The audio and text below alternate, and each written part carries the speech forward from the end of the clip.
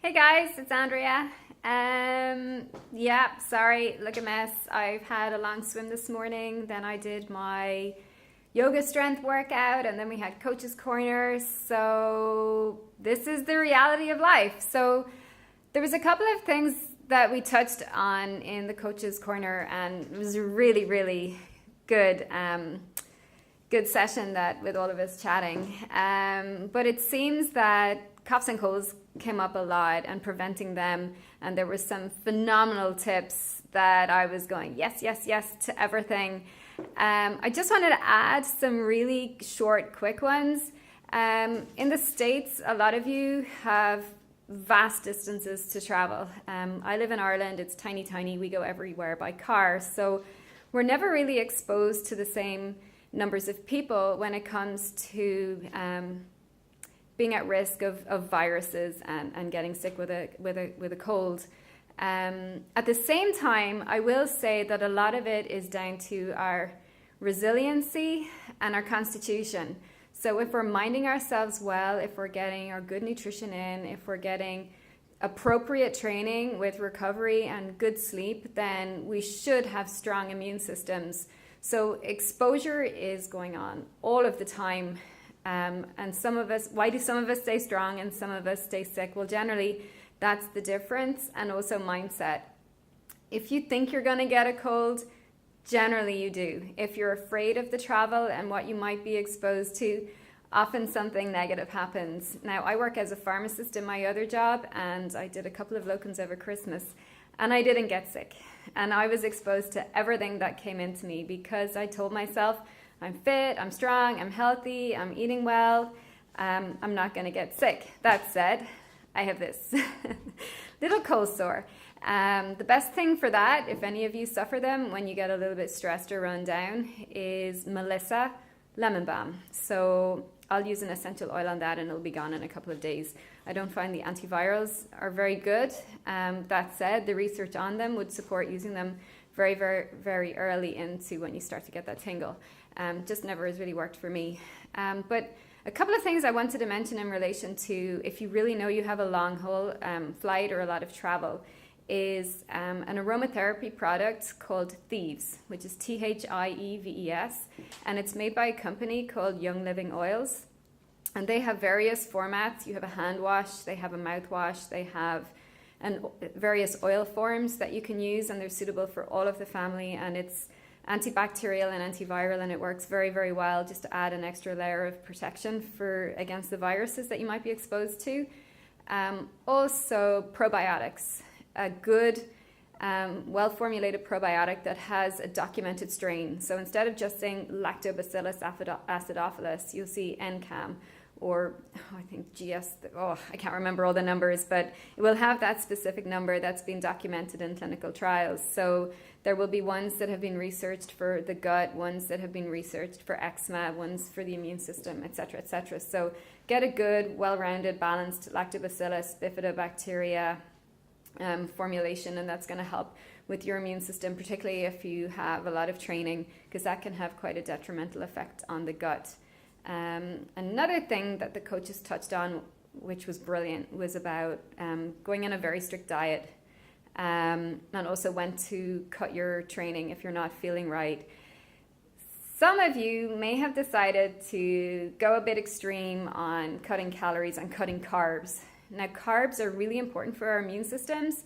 So if we drop the carbs too low and don't get the recovery in straight after a tough session, we don't effectively bring down that cortisol that has been raised due to the session, and we leave ourselves vulnerable because cortisol suppresses the immune system. So it's really important to eat straight after a session and to include some carbohydrate. And then to distinguish between the type of carbohydrates. I'm not giving you the all go for sugars. Sugars aren't great for our immune systems. I'm saying have banana, have some fruit, have some root vegetables, have some oats, have some rice, and that's going to help with your energy, with your recovery, and keeping your immune system strong. Also, if you go into the session slightly on the low carbohydrate side, it will affect pacing and it may affect mood and motivation. A lot of athletes that are doing high volume that follow a low carb diet report that their motivation and drive just isn't the same. They're great to go low and slow forever, but when it comes to having the mindset for working hard, that drive, that, you know, that motivation that you need for the really hard stuff is just gone. So be mindful of that if you're really not feeling great before a lot of sessions, have you dropped your carbs or your calories too low?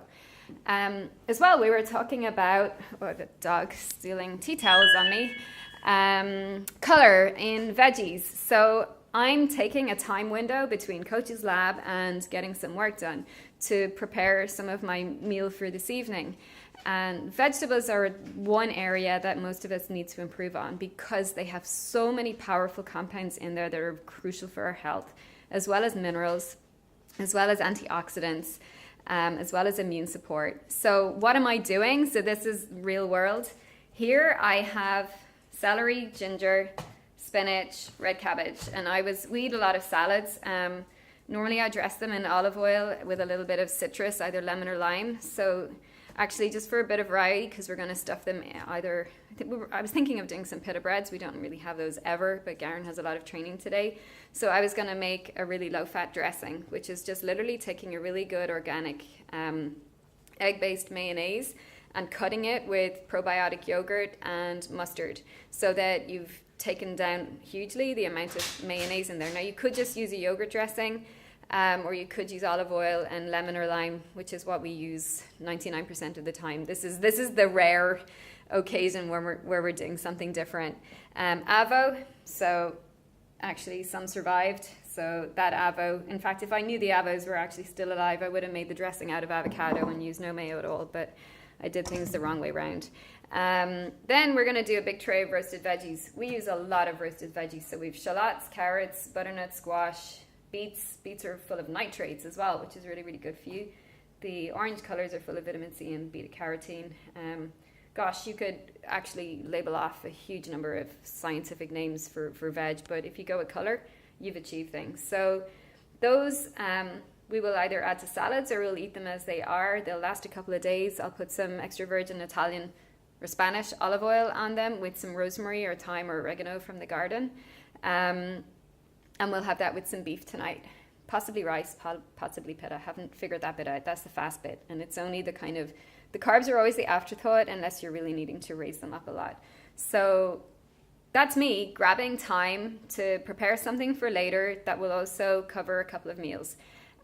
This is when I was talking about, make it a priority, prepare and then get consistent.